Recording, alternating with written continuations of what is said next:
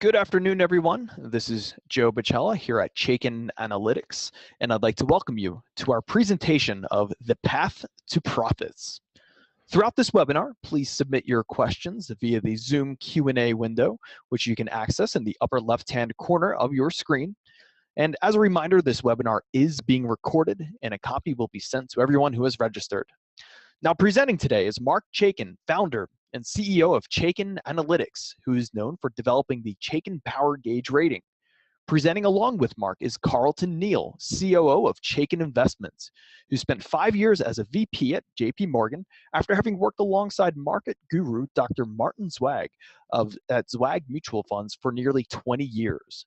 To get us started, here's Marc Chaikin.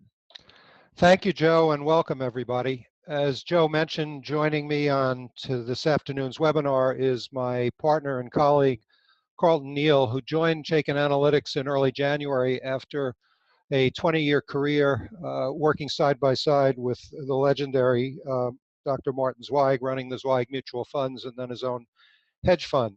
And in today's webinar, Carlton's going to share with you the process that he used to restructure his portfolio after he joined Chaikin Analytics to reflect what we do so well here. Just a quick disclaimer, Chaikin Analytics is not registered with any federal or state agency, so everything we're going to talk about on today's webinar is for educational purposes only, not meant to be recommendations to buy or sell securities. Now, why are you on this webinar for the next 45 minutes? Marc Chaikin, 50 years on Wall Street. For 45 years, I've been using technical analysis in combination with fundamental analysis to manage clients' monies, first as a stockbroker, then as an institutional advisor and money manager. Along the way, I headed up the options department at Tucker Anthony. So for those of you who are interested in options, I've got broad experience in how to take the types of tools and procedures and disciplines we're going to talk about on today's webinar and translate them into option strategies.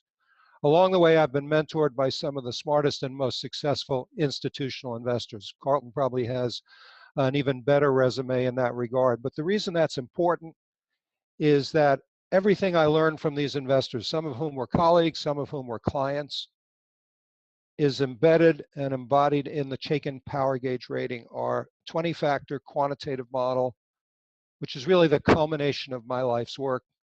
It does the fundamental heavy. I'm going to introduce my colleague, Carlton Neel. Well, Marc, I got to say, it's really a pleasure to be on the call with you today.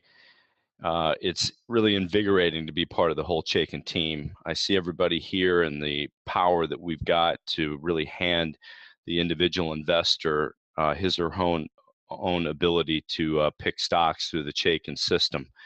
I do believe that eventually we're going to have a great lineup of products that people can invest in directly. But today I'm really excited to share with you how I use the Chaikin Analytics system with the core Chaikin Power Gauge to completely restructure my investment portfolio. As you noted, I spent 5 years at J.P. Morgan before ultimately working with Marty Zweig and closely with Marty Zweig side by side, managing numerous portfolios, the Zweig Fund, the Zweig Total Return Fund, other mutual funds. And I'm hoping that maybe my insights as to what I did with the Chaikin Analytics system and the Chaikin Power Gauge in particular to utilize the tools that people can use to restructure their own portfolios and to really take charge of their own investment process.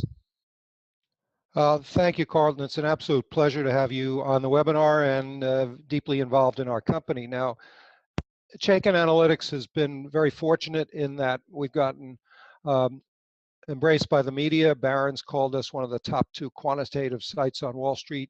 Chaikin Analytics is being used by Paulson Hedge Funds, Soros Fund, Fidelity Investments, and it's been embraced by some of the best traders and investors on Wall Street like John Malden and John Carter. So we're very pleased at the recognition we've got, but this is all about you on today's webinar. Because in the next 45 minutes, we're going to show you how to position your portfolio for profits in the months ahead. We're going to start out by sharing with you what we expect to happen in the months ahead. then move on to how you find winning sectors, groups, and stocks in the new year, how to avoid losers, which is absolutely critical to preserving capital and avoiding disasters, and how to build a portfolio using a disciplined approach. And here's where Carlton's 20 years of experience combined with the Chaikin methodology is really going to shine. I'd like to start out with what for some of you may be a lighthearted question, but for others, quite a serious one. Do President Trump's tweets have you spooked? Or if you're a professional money manager, do they have your clients spooked? If they do, type a big Y in the question box, please. Now, I see a number of you have typed Y, and with good reason, because these tweets come out of nowhere, but here's an example of why you've got to disregard the negativity around these tweets and just view them as noise. Here's a Boeing chart, and where the yellow arrow is in December is when Donald Trump tweeted negatively on Boeing. The stock was trading at about 152. It had about a 2-hour reaction to the downside, and then look what happened. It went all the way to 180. And just this morning, we saw another tweet out of the blue from President Trump about the drug industry, about he was going to unveil a new plan to drive down drug prices. And guess what happened? Eli Lilly and the biotech stocks sold off dramatically on the opening. Jim Cramer said in his market letter today, this is a buying opportunity. Don't get spooked by Donald Trump's tweets. So I think it's really important to know that this is noise, not news, and that very often it creates an opportunity. At this point, I'd like to put up a very brief poll to sort of get a feel for what's on your mind. So Joe, if you would activate the poll, please.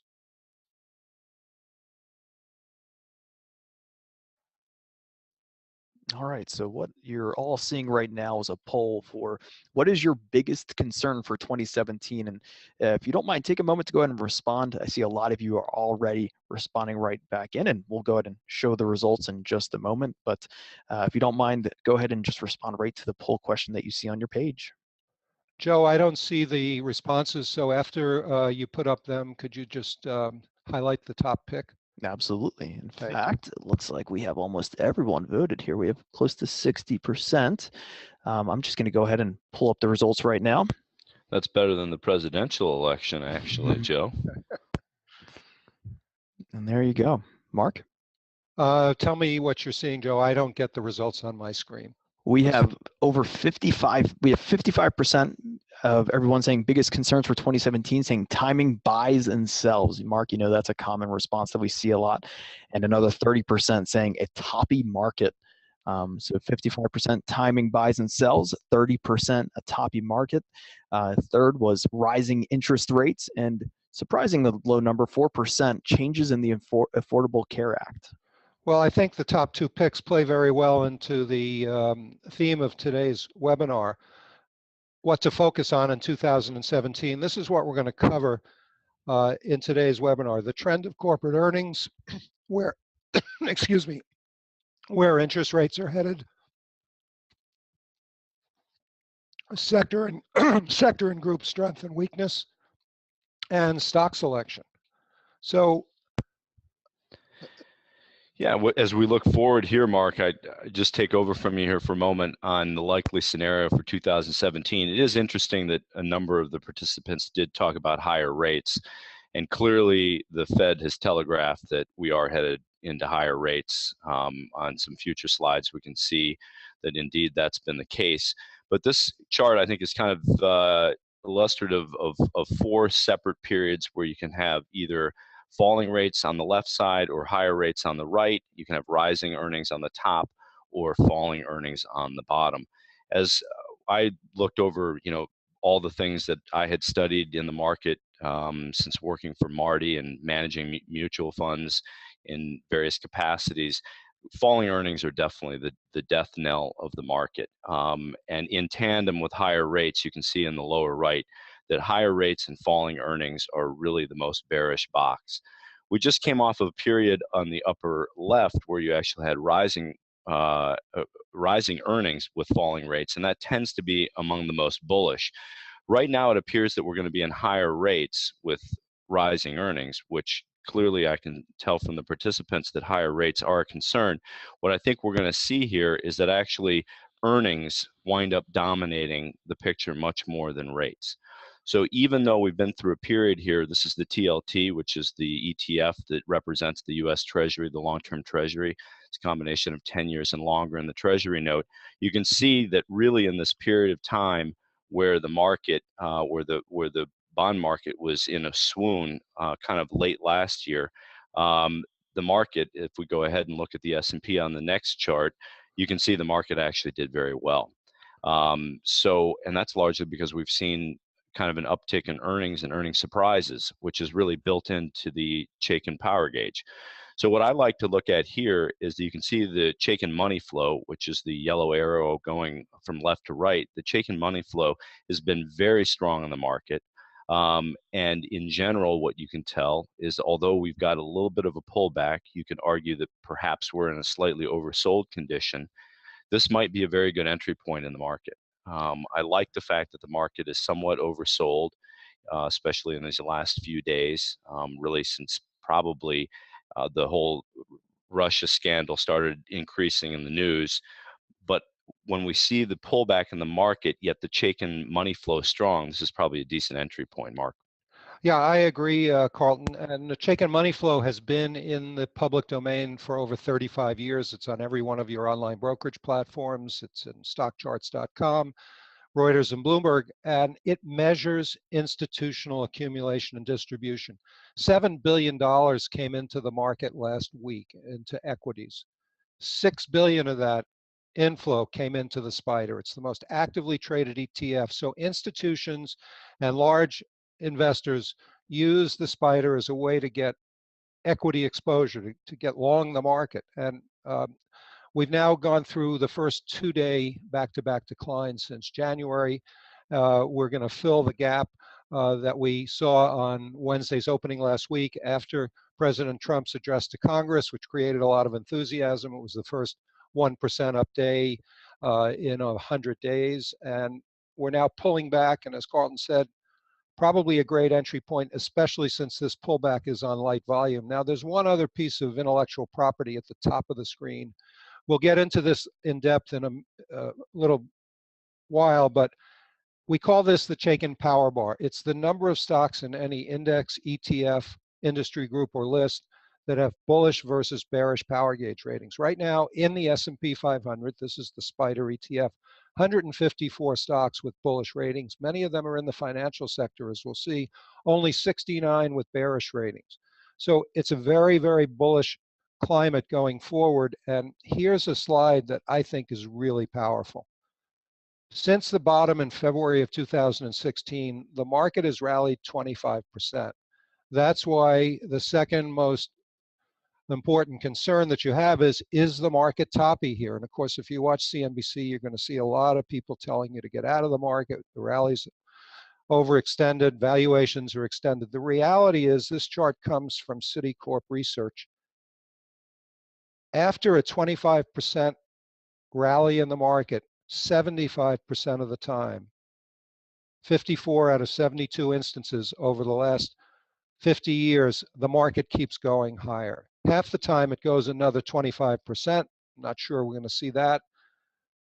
The rest of the time you get single-digit gains. Only 25% of the time does the market drop. So if you're sitting here saying, have I missed the boat? You know, has the train left the station? Our answer would be no. And the next slide is further confirmation of that. Yeah, Mark, I really found this slide to be indicative of what people, hopefully can look towards, given the very powerful January and February rally that we've had.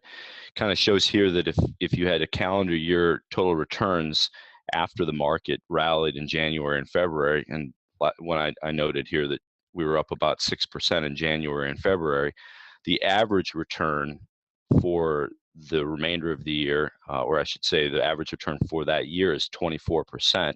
You can see really over these 27 periods that we've got. So we could potentially rally another 18% from here. There were really only 2 years, 2011 and 1987, where we actually had down years subsequent to the initial rally in January and February. in 1987, as we all know from the crash in 87, which Marty famously predicted. Really, you did very well in the market until about the summertime, and then obviously you wanted to get out. 2011, as many of the participants might recall, was the year that the U.S. debt was downgraded by Moody's and S&P. So two exogenous events that occurred that could still happen, but I think the point here is that the market, after a good start to the year, typically continues on to have a very good year going forward. And that's 25 out of 27 years where the market finishes higher in December than it finished in February. So if you add up those two slides, what happens after a 25% rally and what happens after an up January and up February, the odds favor a rising market. And Carlton actually touched on the reason: rising earnings. And don't be spooked by interest rates, because gradually rising interest rates, especially from a low level, are actually bullish because they reflect a strong economy. And this is kind of exactly where we would want, our clients and the people that utilize the Chaikin Analytics tool to maybe go out and look for equities, to look for stocks in areas where they have a bit of a tailwind. And in a rising interest rate environment, not surprisingly, the areas that have a high dividend yield, such as utilities, telecoms, and staples, and even healthcare, tend to underperform, whereas more cyclical areas of the market and areas of the market that are less interest rate sensitive typically do well, whether it's financials, industrials, technology, even energy. These are maybe areas of the market in a rising interest rate environment that could continue to do well. Well, interestingly, Carlton, I saw a headline on CNBC just about an hour ago that said telecom stocks lagging. So these patterns actually persist. That was based on 50 years of data. Here's what's happened recently. Why don't you walk people through what they're seeing here? Yeah, so this is goes to the Chaikin Power Gauge and those stocks within each sector that continue to be bullish or very bullishly rated. And you can see that financials has been an area that has been an absolute tear in the last 6 months, up 28.39% in the last 6 months. I mean, phenomenal performance, well outstripping the S&P of 11.48. But even the S&P, the 11.5, is actually better than the average sector that's been out there. This goes to sort of what I would call the tragedy slide, because investor performance has really not kept up with investment performance. The S&P has grown an average of 9.9% over the last 20 years. I know a lot of people have talked about this, but really in individual investors have only averaged about 2.5%, largely because people do buy and sell on emotion, not fact. They do not participate in the full market cycle and the full upside of the market because they tend to sell at the lows and wind up buying at the highs. And this is where I think most investors lack a disciplined and systematic approach, which is why I'm very excited to share with everybody what I did in the Chaikin system and the Chaikin Analytics tool to find a portfolio of stocks that I believe will outperform using the Chaikin Power Gauge. Well, I think Carlton's really zeroed in on something that we're going to get into more deeply: a disciplined approach. This is really important, and that's going to be the crux of the balance of the presentation. But one thing I'd like to point out is that we are just inundated with information, whether you're watching CNBC or Fox Business or checking websites for information, both in your financial decision making and in your personal lives with Snapchat and Twitter and Facebook and LinkedIn and email. We've just got too much information to process. And focus is really the key to making money in the market. Focus really surfaces in two ways: filtering through the clutter, so you're zeroing in what's important, and we'll see a really interesting slide on that later on in the presentation, and having a disciplined methodology. Our answer to what we call the information overload problem is Chaikin Analytics for both iPad and desktop. It's a way to make more money in less time, and Carlton's going to speak to how much time he's now putting in monitoring his portfolio. So Chaikin Analytics gives you a unique key to profits. We call it the directional edge. By combining fundamentals, the power gauge rating, with technicals, relative strength and money flow. You don't have to look at hundreds of different technical indicators. In fact, that's the wrong thing to do, into a quantitative model, and then providing buy and sell signals to better time your exits and entries, something that seemed to be at the top of everybody's mind. We give you a unique key that I call the directional edge. I think, Mark, what you're really saying is that successful investors have a process. And I think that if we wind up having a disciplined methodology, and in this case, utilizing the Chaikin Power Gauge to find the right stocks in the portfolio, we can utilize a systematic approach that I believe will work well for everybody. I mean, it's worked very well for me so far. I think the other thing that we really want to convey here, Mark, is that while the power gauge is simple, there's nothing simplistic about it. As a professional money manager, I used many systems. And, you know, I just like to say that here's a dirty little secret out there, and that is even many professional investment portfolio managers deviate from their process because it can be so complicated. What I love about the Chaikin Analytics tool is that it simplifies the process down to find the names that you want to own to build a portfolio that will outperform the market utilizing the tool. And I'm very excited to demonstrate what I did later in the program. Well, for those of you who are traders, this really works for swing trading and options trading as well. And in today's webinar, we're going to focus on how to build a portfolio of stocks that are going to outperform the market. And by the way, I think that 2017 is the year of the stock picker. And the reason is that it's been proven that in a rising interest rate environment, active stock picking does better than passive investing. So that's something to keep in mind as you watch the balance of the presentation. John Carter, who's probably one of the best traders on the planet, has a company called Simpler Trading. He's partnered with us. People who go into his trading room say that if you sit there religiously during the day, you make money on a consistent basis. And John took a look at our 20-factor quantitative model and called it an awesome objective meter for stocks. And he's looked at everything, as has someone like Carlton as a professional investor, and really gave us this endorsement based on using the Chaikin Power Gauge rating. So what are those 20 factors that got John Carter so excited? Well, the 20 factors are on the screen. These are what institutional investors look at every day before they make the big investment decisions that move stock prices. These are the 20 factors that reflect what I learned in a 35-year career working with institutional investors. So this reflects everything that I learned by watching institutional investors, working with them, advising them. And the model works, been in the public domain for over 6 years, because it's based on how Wall Street works. Now, I like to zero in on earnings surprises because they lead to analyst estimate revisions, and that's the biggest single short-term driver of stock price movements. Carlton, as you'll see later, favors free cash flow. Yeah, and I think, Mark, the beauty of it is it's not an either or in the system. You nailed it when you said that basically professional investment managers need to look at many, if not all of these metrics at some level. They may be tinkering around on a day-to-day basis of what they think is important, but what happens in the disciplined approach of the Chaikin Power Gauge is that they're all in the system. You say earnings surprise is kind of one of your favorites. It's more of a growth metric that allows stocks that have earnings surprise, that have an uptick in the earnings estimate trend, tend to be more growthy. I am a huge fan of Warren Buffett. He uses free cash flow as a very powerful tool for him.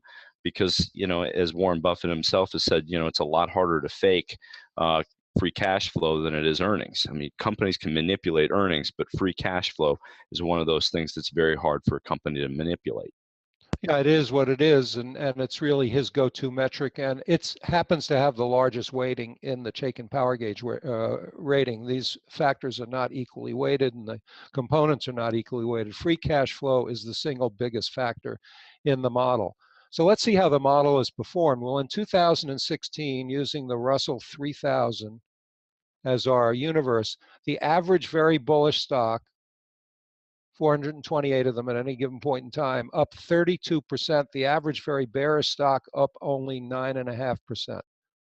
So the key is focus on the very bullish stocks, avoid the very bearish stocks, because in 2015, when energy stocks were in a bear market and small caps in general were in a bear market, the average very bearish stock was down 18%, even though both the Russell 3000 and the S&P 500 were flat to slightly higher on the year. So power gauge rating has proven itself in 5 years of real-time performance.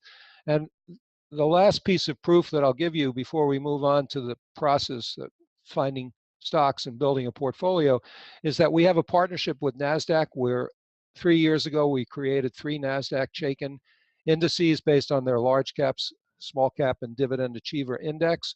Go to our website in a couple of days. We're going to have a link up to a very exciting SEC filing that was made a week ago Monday for some new ETFs that will be based on the Chaikin methodology. And at First Trust Portfolios, there's actually real money being managed today in 6 unit investment trusts, over $50 million, being managed based on a methodology that's very similar to what we're going to be talking about here. So I'd like to start out by showing you 2 patterns which help you know what to buy and what to avoid or what to sell. We call the first pattern classic Chaikin bulls. Power gauge rating, which represents the fundamental potential for a stock to outperform the market or underperform, is bullish. The stock is outperforming the market, and Chaikin money flow, which we've seen in the SPY, also works very well in stocks. It measures institutional buying and selling, and you're going to see some very powerful examples of that in a minute. So here's an example, 1-year chart of United Healthcare from Chaikin Analytics, which is a classic Chaikin bull. At the bottom is what we call our power gauge ribbon. Goes from red to yellow to green.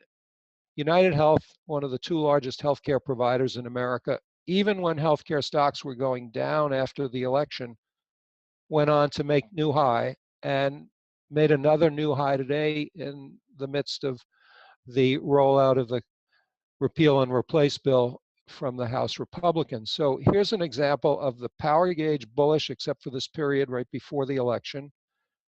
Stock is outperforming the market. The market agrees with the model. Carlton's going to comment on that relative to what he learned from Marty Zweig. And Chaikin money flow has been strong. You see that we highlight the last 4 quarters of earnings, and we color them red, gray, or green. That's your earnings surprise. This company, United Health, has reported at least 4 quarters in a row of positive earnings surprises. And then we've got those oversold buy signals, which are part of our 6 pair of buy and sell signals. This is a really simple signal. A stock with a bullish power gauge rating gets oversold and makes a new 8-day low. This is a short-term entry point, but it can lead to long-term profits, as you see on the screen. Works roughly 2 out of 3 times. It's great for swing trading or short-term options trading, but it also gives you an entry point if you're a long-term investor. Now, the flip side of that is the classic Chaikin bear pattern. If you buy put options or if you are a short sale trader, these are the stocks you want to focus on. They're also the stocks you want to avoid owning because they can create havoc with your portfolio. So bearish power gauge rating, underperforming the market with weak Chaikin money flow, telling you that the institutions are buying the stock, are selling the stock. And our poster child is Chipotle. Bearish power gauge rating until mid-December, when the rating finally turned neutral after over a year of a bearish rating. Underperforming the market still, and look at the institutions. Do you think they're buying the stock or are they selling it? Well, the bottom line is institutions are still selling Chipotle. The reason we have the red circle at the top of the chart is that on this 1-year chart, you can see that the power gauge rating turned bearish about 4 months earlier at a price of $6.90 on the way down to $3.60. This is what the power gauge rating can do for you. Can help you find winning stocks and also tell you what stocks to avoid.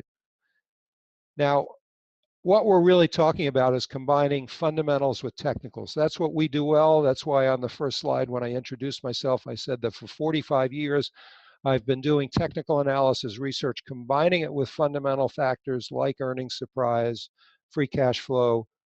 We now have the Chaikin power gauge rating that does the heavy fundamental lifting for you. We call this combination of the Chaikin power gauge rating And Chaikin Relative Strength, the dynamic duo. And the dynamic duo finds big winners and losers. And here's an example of a winner in the financial sector. As Carlton said earlier, this could have been any one of 40 financial stocks. We're going to see a couple of them later.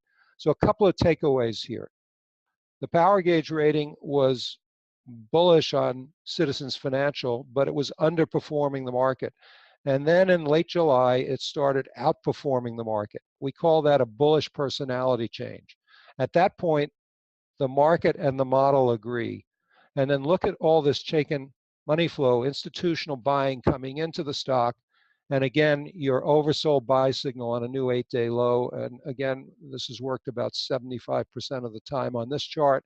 You had another positive earnings surprise here in January, and the stock spiked up over the next month to a new high. So this is an example of the dynamic duo on the upside. Here's the dynamic duo on the downside. Coca-Cola, very recognized brand, but not a very, very good stock to own in 2016 into 2017. The power gauge rating turned bearish in May. Fix that date in your mind when you look at the next slide. And then Coca-Cola started underperforming the market. So not only was the dynamic duo in place, but you had what we call a bearish personality change. And Coca-Cola has basically been dead money for the last 9 months. You could have been buying Citizens Financial instead of Coca-Cola. There are always choices in the market. Now notice where I put this yellow zigzag here in early January. In early January, CNBC reported that Goldman Sachs had downgraded Coca-Cola and Procter Gamble to a sell. Well, thank you very much, Goldman Sachs, who has one of the best research departments on Wall Street, but you were 6 months late. Chaikin power gauge rating was there starting in May. And Mark, not to pile on, but Procter & Gamble went on to have a very sharp rally. It was probably one of the best performing stocks within consumer staples, which generally hasn't been an area you want to be in, which I think kind of highlights the point that there's a lot of noise out there. And I know, I mean, I watch it every day, or I watched it every day. And this is the thing that I loved about utilizing the power gauge, and in particular Chaikin Analytics, to utilize the system in my own portfolio, is we all need a tool. We all need something that we can use, a systematic approach that can then allow us to potentially beat the market. Yeah, and we're not piling on to Goldman. They're probably the best research department on Wall Street. Procter & Gamble rallied from 84 to 93 because an activist investor, Nelson Peltz, bought a significant position, is now lobbying management to get their act together. So here's an example of the dynamic duo on the downside in 2016. SunEdison was a big darling of the hedge funds, of institutional investors, because it was one of the leading stocks in the solar energy sector. And this stock ran up to 31. Merrill Lynch was a big proponent of the stock, had a buy recommendation on it. But you can see that the Chaikin money flow is negative as it made a new high. We call that a bearish money flow alert. We're not going to get into the details of that in this webinar, but it's something that we like to highlight. You can see these patterns on stockcharts.com. You don't need Chaikin to do that for you, but we consolidate everything onto one screen. So look what happened in SunEdison. Power gauge rating turned bearish in mid-July. The stock started underperforming the market. Institutions were selling the stock. It broke down from that 31 level, and a series of negative earnings surprises with sell signals along the way. In case you were stubborn, you had a chance to get out. And if you notice at the bottom, this chart ends in April of 2016. And the reason is that SunEdison filed for bankruptcy. Now, along the way, Merrill Lynch did put out a sell recommendation on it. They put out a sell recommendation in February at $3 on the way to zero. Now, last May, we had a booth at the Option Industry Council conference in California, and I was demoing our system. Someone was looking over my shoulder, and when I put up the SunEdison chart, he said, "Wait a minute. I bought Merrill Lynch for myself and my clients because I bought SunEdison rather for myself and my clients because my firm, Merrill Lynch, was still recommending it." If I'd been using Chaikin, I could have saved myself a lot of money and pain. That's the discipline we're talking about. Avoiding the losers, focusing on the stocks with bullish power gauge ratings immediately improves your investment performance. Now, everything we've been talking about right now is something you could call the ideal setup. Warren Buffett has famously said they don't call balls and strikes on Wall Street, so you don't have to swing at every pitch. You can wait for your pitch. And Carlton's going to share with you why he's a big fan of Warren Buffett as he describes his portfolio process. Yeah, Mark, I have been a big believer, as I know Buffett has, because he also eats his own cooking. When I manage mutual funds, typically what I own were really all of my own mutual funds. I own mutual funds that I managed because I believe in eating my own cooking. So when I got to Chaikin, I thought, this is a great chance for me to sit down and really get to know the system. And I went through, and it's really a powerful tool. And frankly, you don't have to be a Wall Street expert to use it. I found it very easy to use and a system that drilled down into exactly what I wanted to do. So here on the stock screen, which is sort of the level that I use to find the stocks that I wanted to own in my own portfolio, I started with the Russell 3000, which is in that stock universe in the upper right. And I wanted to find stocks that are in the power gauge very bullish. And ultimately, I think that regardless of what you do here, as long as you buy stocks that are very bullishly ranked in the Chaikin system, you're putting the wind at your back. I really believe that the core intellectual property here with the system that is the Chaikin power gauge, really you have a great environment here to be able to find stocks that you feel comfortable with as a portfolio manager and as an investor. So I looked at the factors that you mentioned up above, where the free cash flow is strong, 180 names from that. But that what I really wanted, and this is where I was looking for my pitch, as Buffett said, I wanted stocks that were oversold. This was on January 18th. The market had been in a little bit of a swoon after a decent start to the year. And I thought, well, if I can find stocks in an environment that's generally up, that will also be a good environment to buy stocks that are slightly oversold. Ultimately, I chose to buy only mid and large cap stocks just because those are names that I have followed and I'd really looked at. And ultimately, using that screening, I came up with a number of names that we'll share in a minute. One of them happened to be Samina, that you highlighted right there. This screen was actually done today, Mark. So there are actually 21 names right now that would fulfill the same requirements that I asked for when I used the screening process. So going forward here, one of the stocks that came up was my beloved Berkshire Hathaway. And as a result, you can see here on the chart, the little green bars up above, that it had been in a little bit of a downtrend. The yellow line is actually where I purchased it. It wasn't the low, but it was a nice buying opportunity because it had been oversold in a market that generally I think is in a good spot and has been rising. And as you can see on the very bottom, the Chaikin power gauge was a very bullish, strong buy. So that was an entry point for the Berkshire Hathaway position. On the left is really every position that I've got. There's 16 positions in my portfolio. This, again, is not a recommendation for any of these names, but I think that using the power gauge, I was able to use the screening tool and find names that I could construct a portfolio, looking basically minimizing the number of names to 3 stocks per sector, and ultimately building a portfolio of 16 names that this is sort of the kiss of death here, Mark, to talk about performance at this juncture, 7 weeks into the process. But nonetheless, the market is up about 4.5%, but this portfolio is up about 7.5%. So that's a really nice start to a portfolio construction that I'm really pleased with. And you can see that most of the stocks, Mark, are still either bullish or very bullishly rated. Unfortunately, Berkshire Hathaway is not. However, I do think that right now at neutral, that's the type of rating that I'd be willing to sit on as a longer term investor.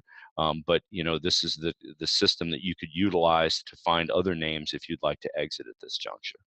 Now, Carlton, the reason that's neutral, do you think that's because of the valuation metrics getting Well, stretched? it has. I mean, you can see on the chart on the right that obviously it's had an absolute surge, really since that low a few days after I bought it, which, granted is a fortunate event for me, but nonetheless, price matters, and that determines what the PE would look like. Obviously, the price to book.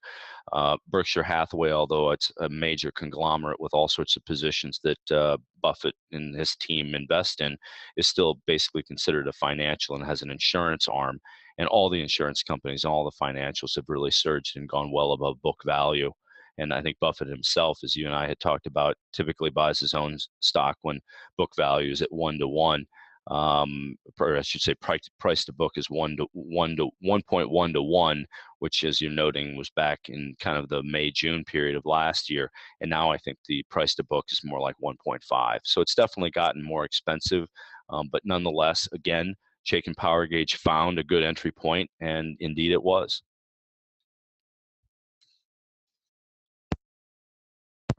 Well, here's the stock that we did highlight, which interestingly showed up in the screen that I did, Mark, back on January 18th, where it also wound up having a buy signal a few days before I got to it.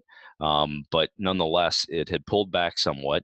You can see that everything was going well for the stock. The Chaikin money flow has been exceedingly strong. The relative strength to the market was very strong. There were a lot of things going for this name. The only thing that kind of happened was obviously it had a little bit of an oversold condition. So this was a really interesting little buy spot for this name. Again, an oversold relative to the market and an oversold relative to where its uptrend was. A good entry point, and it surged from there, had a nice earnings surprise. You can see from the EPS marker, and it really popped nicely. Since then, it's sort of been in a channel and actually pulled back. And so it did show up on the screening that I liked, that shows the oversold condition. So, again, not a recommendation, but one that from my screening perspective looked like an interesting entry point for a name like this.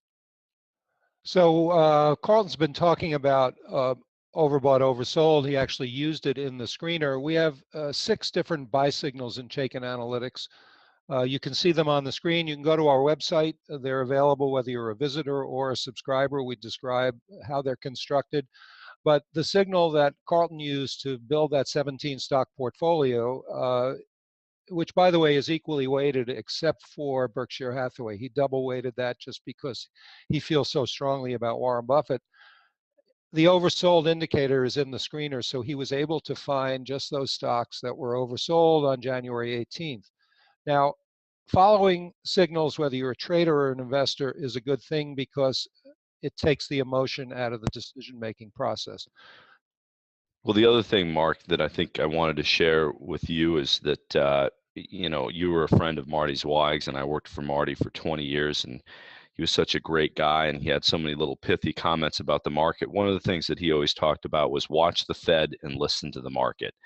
And really, the market is kind of telling us that it's going higher. And what I love about some of the other elements that you put down here is that really the market is agreeing with the model. We can see that the model itself is telling us that many of these names are strong. They're strong in the power gauge, the relative strength is good, and the money flow is strong. And all these are lining up to be, again, the model and the market agreeing.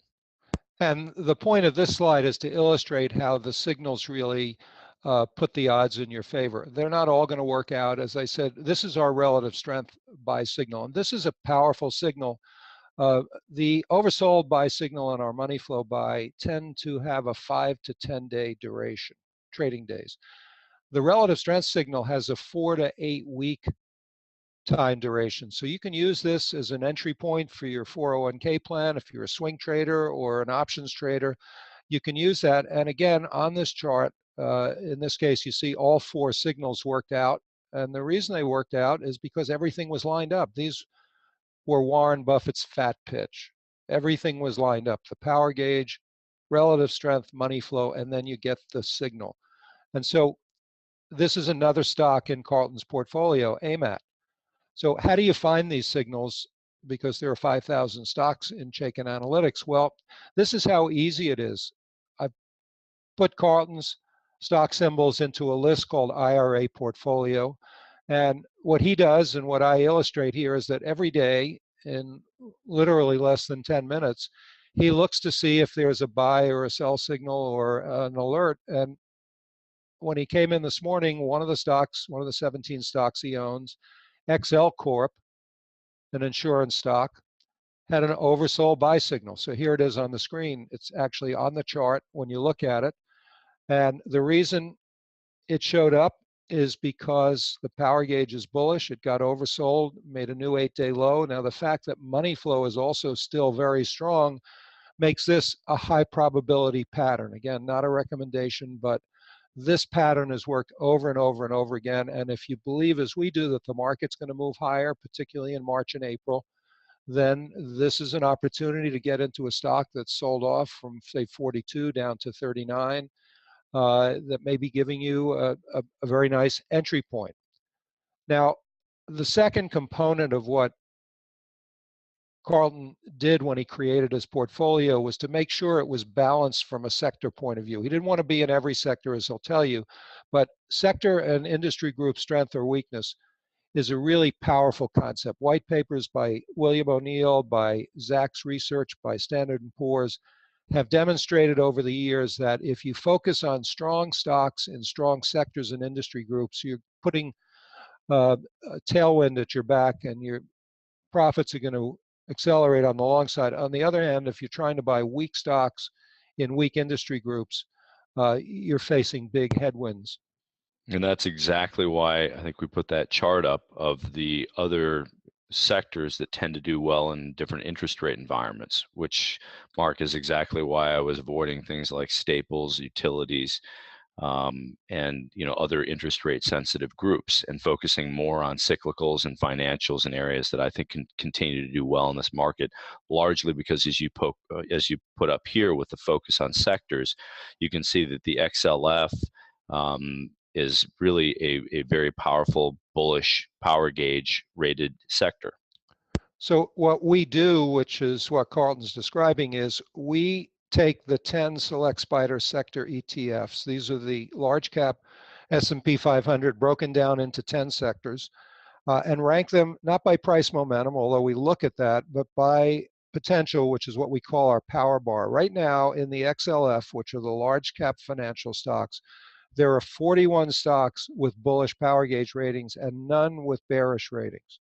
Technology has also been very strong. Utility, I would consider an outlier. Utilities turned bullish because interest rates dropped a bit with the Fed about to raise rates here in mid-March, on March 15th. I'm suspicious of the strength in utility stocks. So let's focus on three sectors: the very strong financial sector, technology stocks, particularly how you find buys, and then we'll look at a weak sector, which are consumer staples, where only 3 stocks have a bullish rating and 11 have a bearish rating. This is what's known as a top-down approach. What we started out with the classic Chaikin bull and bear, and what Carlton did to build his portfolio of 17 stocks is a bottom-up approach. But institutional investors do both. They look at top-down to get a sense of what's happening overall in the market, then they build a portfolio. So here's the XLF. This is the Select Spider Financial ETF, very actively traded. On the left are the very bullish and bullish stocks in this sector. We see a couple of very familiar names like J.P. Morgan and Goldman Sachs. And notice that the relative strength of the sector, you can get a personality change in a sector just as you can in an individual stock. So in late August, the XLF went from underperforming the market to outperforming. We call that a bullish personality change, just to reiterate. And our relative strength indicator, which looks back over 6 months, has stayed bullish since late August.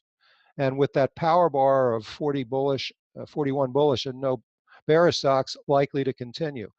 When the market was down heading into the presidential election 9 straight days, financials went sideways. They were already making new 52-week highs. And then after the Trump presidential victory, they skyrocketed. And look at the money flow that went into the XLF.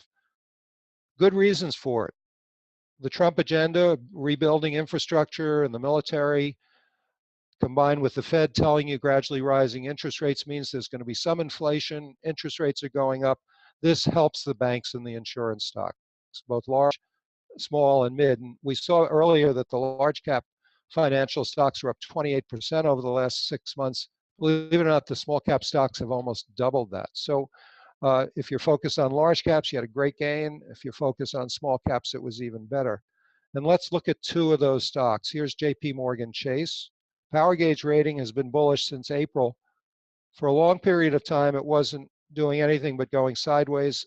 And then when the relative strength kicked in here in August, you started to get positive price acceleration. That's the power of combining fundamentals and technicals. And Mark, you know, once again, what I really enjoy looking about this chart is if you kind of go back just a few weeks and a couple months and see the buy signal that was happened right after their slightly disappointing but not disastrous earnings after the up there to the right. Exactly.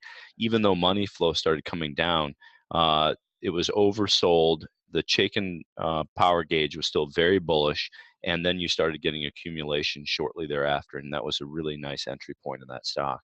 Now that Partners just highlighted a really powerful pattern.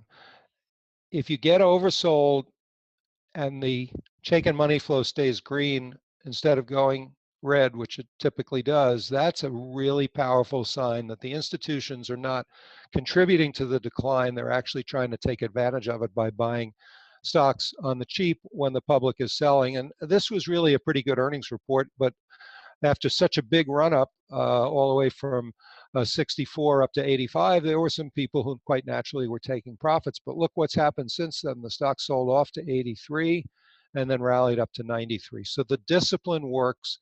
The next earnings report is due out on April 13th. We have an earnings alert indicator. It's colored green here. The expectation is that J.P. Morgan will report another positive quarter. If the Fed raises rates, as everyone expects them to do on March 15th, that's very bullish for the banks.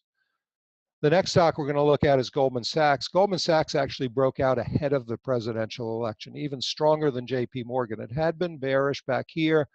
Power gauge turned bullish, but when relative strength kicked in and you got this buy signal in October, ahead of what turned out to be a positive earnings surprise, Goldman Sachs was outperforming the market. And then, of course, after the presidential election, look at the money that came into Goldman. Now, it's probably no coincidence that 6 Goldman Sachs executives are part of or have been offered positions in the Trump administration. So nothing devious going on here. This very often happens. Treasury secretaries often come out of Goldman Sachs. Why? Because these are successful businessmen. Love them or hate them, they've been successful. Yeah, I was going to say, Mark, if that's the indicator, then you should just always buy Goldman Sachs, because I think there have been in every administration for the last 4. That's exactly right. And of course, Secretary of the Treasury Paulson helped get us out of the mess in 2008. Now, that mess was created by firms like Merrill Lynch and Goldman Sachs, but at least we had someone, Hank Paulson, there at the Treasury who knew what to do to help get the market stabilized. And then you had Rubin before that. It's amazing how many come from Goldman. Yep. And I'm not saying that that's related to this big move in the stock, but here again, new high in price, a couple of buy signals along the way. Now, I talked about technology stocks. They've been very strong. Semiconductors have been strong. MU, Micron, is in Carlton's portfolio, so is AMAT, 2 semiconductor companies. So this morning, to illustrate the power of the screener, I started out with the XLK, which is the large cap Select Spider Sector Technology ETF. There are 71 names in there, so 14% of the S&P 500 is technology oriented. I required that the power gauge rating be bullish. That eliminated 47 stocks, and then I wanted to see which of them were oversold. Narrowed the universe of technology stocks down to 4 names. Now, Broadcom, symbol AVGO, reported a positive earnings surprise last week. I circled Corvo because I made that my bullish stock of the week in my Market Insights newsletter on Sunday, based on looking at the chart, seeing that pullback to an oversold. So here we see how easy it is to use the screener. You don't have to be a market professional. You just have to have a little bit of an opinion. Technology stocks have a positive power bar along with financials. And I very quickly found 4 names to look at that are oversold and maybe buys heading into what could be a bullish reversal back to the upside. So this is what Corvo's chart looked like on Sunday when I made it my bullish stock of the week.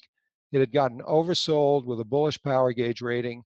And look at that Chaikin money flow. The institutions are just over the moon about this stock. Doesn't mean they're always right, but it's hard to buck the big players when they've got big buy orders in the market. So the expectation was a rally to new highs above 70, which is where our upper volatility band is. I called it a trading buy, not an investment buy, because semiconductor stocks have had such a big run up. Corvo makes radio frequency chips for the iPhone and has benefited from the renewed interest in Apple and iPhone sales.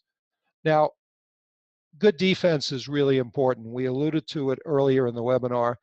It's important to avoid weak stocks like Chipotle, and it's important to avoid weak sectors. So we noted that the XLP, the Consumer Staples ETF, had been bearish. It's been underperforming the market, and you can see the money that was coming out of it. And the reason was these are interest rate sensitive stocks. So when the bond market peaked in July of 2016 and interest rates started moving up, people sold consumer staple stocks, both the ETF and the individual stocks. Now, you've had a big rally in the XLP.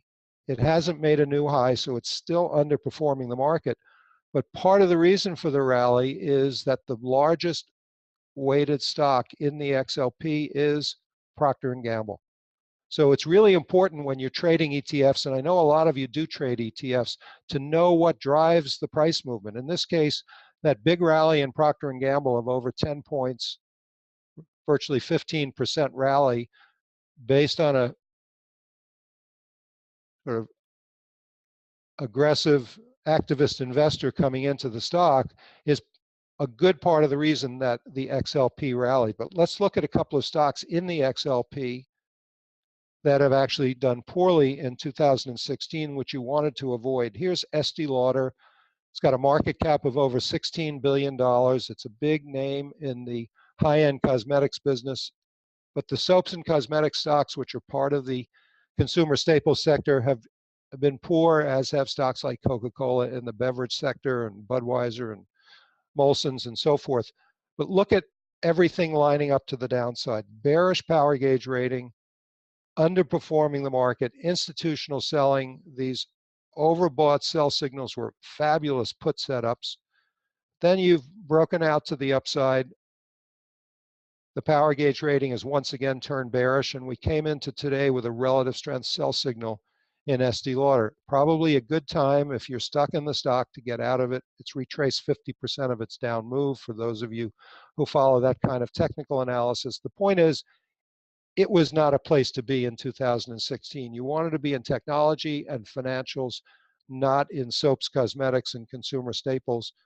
And one final example, Under Armour. It's a name that everybody knows. The institutions were absolutely fixated on the stock. It's in the apparel sector. That's consumer discretionary, not consumer staples. But look at the confluence of the power gauge, relative strength, and huge institutional selling, and then a couple of sell signals here right before a bearish earnings report. Under Armour, when I pulled this chart today, was down 3%, making a new 52-week low, and there were class action lawsuits filed over the last week against Under Armour and some of its management. So this stuff works. It works over and over again if you follow the methodology in a disciplined fashion. And Carlton, could you sort of share with people, because we're going to get into the newest tool in the Chaikin quiver, which we call our stock discovery engine. How do you envision using the stock discovery engine to manage your portfolio? Well, everybody kind of recognizes here how we have a buy discipline, but equally important, I think, for investors is what's your sell discipline.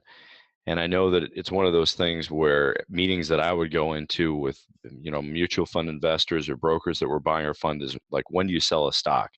And what I love about the discovery engine, and what I think is going to be very powerful as I continue to manage my portfolio here that I've constructed with the Chaikin Analytics tool, is that I can plug in a stock that goes to a bearish or a very bearish rating, which I think will be my sell discipline going forward. Is I will hold many of the neutrals. Maybe on a quarterly basis, I'll replace even some of those through the discovery engine, but I'll plug it into the discovery engine and then find those names that are potential swaps that are within the same industry or sector. I think this is going to be a very powerful tool for anybody that's managing a portfolio of however many stocks you choose to utilize with the Chaikin power gauge, and ultimately use this as a potential swap candidate. So what I did here was I plugged in the symbol UAA, Under Armour, knowing that it was an apparel stock with a very bearish rating and bearish earnings trend at or near its low.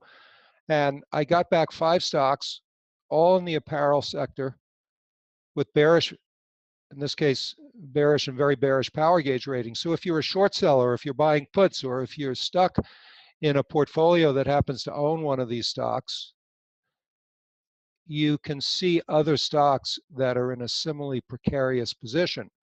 As Carlton said, if you're looking for a bullish apparel stock, they're pretty hard to find. The only bullish apparel stock right now in Chaikin is Skechers. And I think that's kind of an interesting point, Mark, because ultimately, sometimes the entire group can be relatively weak. I mean, you highlighted in some of the other groups like Staples, where you had one particular name, Procter Gamble, that was strong, but many others that are weak. We see this kind of pandemically in the market. We may wind up finding that within apparel, nothing looks that good. I mean, retailers in general have been struggling. So it's fascinating that there is even a name like Skechers out there that has a potential swap candidate on the long side. But we don't have to stay in apparel in our portfolio. We could move to other consumer discretionary or home furnishings or leisure service or something else that's within consumer discretionary that might be a better play than an Under Armour, if we happen to own Under Armour on our portfolio. And the whole point of the discovery engine to help you find ideas based on stocks that you're familiar with. You've either done well with them, like the financials or the tech stocks, and you want to find other stocks like that. But it basically enables you, it's sort of like a reverse screener. It enables you to personalize ideas by just plugging in a symbol and seeing what matches up. This is sort of the way Spotify finds music that you like, or Netflix recommends movies that you might be interested in. Of course, Amazon is legendary for pushing products that you might be interested in. So the stock discovery engine is, I think, a breakthrough product. Other people have given us that kind of feedback, because it basically puts the power of all of the intellectual property in Chaikin Analytics in your hands. So Chaikin Analytics for iPad and desktop now includes options play, which we didn't get into, which generates options ideas, a screener, earnings alerts, news, intraday charts, and our new stock discovery engine. Now I want to go back because there's something I wanted to show you that I forgot to show you. On the SD Lauder chart, look at the bottom. We now have news in Chaikin Analytics, and there are 2 news stories featured here. There are many more underneath it. SD Lauder, prospects look bleak, time to sell. Zacks Investment Research 4 days ago. Piper Jaffray sees room for SD Lauder to run 5 days ago. There's so much noise in the market. If you watch CNBC, you know that the talking heads all have different opinions on stocks. You need a way to cut through the clutter. And here's a perfect example. How do you know which of these stories to believe? Well, you believe the power gauge rating and the relative strength, because that's what the market is telling you. So back to our offer, John Malden, who's one of the macroeconomic geniuses, has a free newsletter that's read by over 500,000 people. A lot of them are institutional investors. Got introduced to Chaikin Analytics about 1.5 years ago, had his analysts evaluate all their trading recommendations in their newsletters, and he came to the conclusion that by incorporating Chaikin power gauge rating into their routine due diligence process for vetting and evaluating potential investments, they could improve the quality of their recommendations. So Chaikin Analytics normally sells for $1,950 a year for an annual subscription. As a webinar special, we're taking $200 off the price, reducing it to $1,750. The website is chaikinanalytics.com/profits, and this offer is good until Friday, March 10th, or you can dial the number on the screen. Hey, Mark, I also want to share another thing for everybody, and that is that, you know, what I remember listening to Marty Zweig talk about over the years is that ultimately we all need a well-defined approach that's both systematic and disciplined to be a successful investor.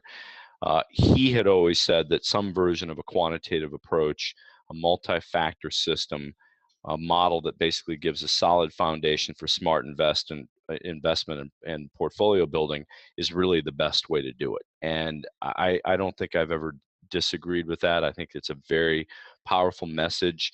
I've used all sorts of tools out there.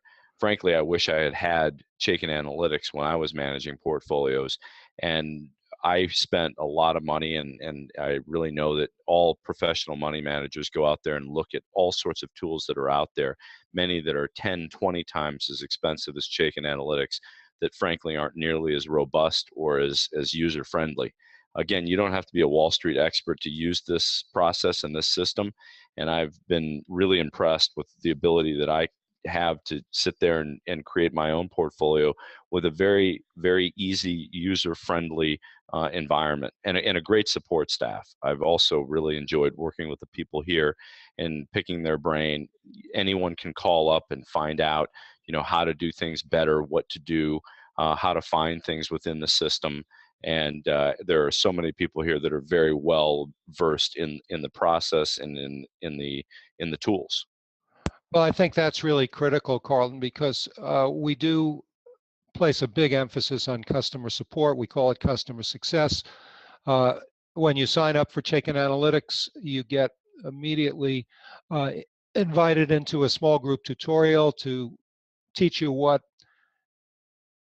is in Chaikin Analytics, what's important, why it's important, how to use it. And if you need more help, we have one-on-one sessions for you. In addition, my colleague John Schlitz writes our daily morning insights in your email before the opening, and if you're an active trader, that can be very helpful. And I write my weekly Market Insights newsletter, where for 4 years we've been talking about what we see coming ahead in the market, what groups and sectors are strong and weak, and then featured stock of the week, either bullish or bearish. So to make it even more attractive for you to begin to use and take advantage of Chaikin Analytics, we've got a fast action bonus. If you subscribe by midnight tonight, we'll take an additional $100 off the $1,950 list price, reducing the cost to $1,650. ChaikinAnalytics.com/profits. Joe Bicella is going to put that link up in a minute. And as an added bonus for the first 10 people who subscribe tonight, you'll get a one-on-one session with me after you've gotten an onboarding session, and we do them every day, so that you understand the system, and then we can talk about how to better use this to achieve your trading or investment goals. So $1,650 if you subscribe by midnight tonight, and for the first 10 people who subscribe, a free one-on-one session. They typically last a half hour to 40 minutes. And I enjoy them, and I know the people who've taken us up on this offer in the past have really gotten a lot out of it. So with that, I'd like to thank Carlton. This is the first webinar he's done for us. I think we owe him a round of applause and a debt of gratitude, because he shared 20 years of successful investing and how he melded that with the Chaikin Power Gauge rating. Well, thanks, Mark. It's really been a lot of fun to be on there, and really this whole process is fun. I think that anybody that uses Chaikin Analytics the way I did, you're going to have fun with it. If you enjoy the markets and you want to try to challenge yourself to make money, and you have a successful and disciplined tool to use, that's fun. So thanks for having me, Mark.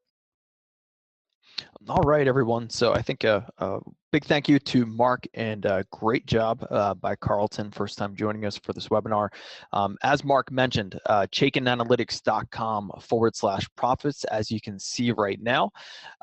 We will be here tomorrow for our next onboard session. This is an excellent way to go ahead and get hit the ground running with our Chaikin Analytics program. If you click on the link that I chatted out, if you go to ChaikinAnalytics.com/profit, you'll be brought to a page that looks just like what you see here. The discount code will already be applied. Just take a look at the chat window, as many of you have already chatted in some questions. I'm sure there's a few questions that we weren't able to get to, since I know there were a lot, but if you give us a call, the phone number 877-978-6257, we'll be able to get in touch with you, and we'll make sure that you not only take advantage of the discounted offer from Mark and from Carlton, but of course we'll get you in on tomorrow's onboard session, which is the best way to hit the ground running. So we do hope you'll enjoy joining our program. In the meantime, have a wonderful evening, and we'll see you tomorrow for the onboard session.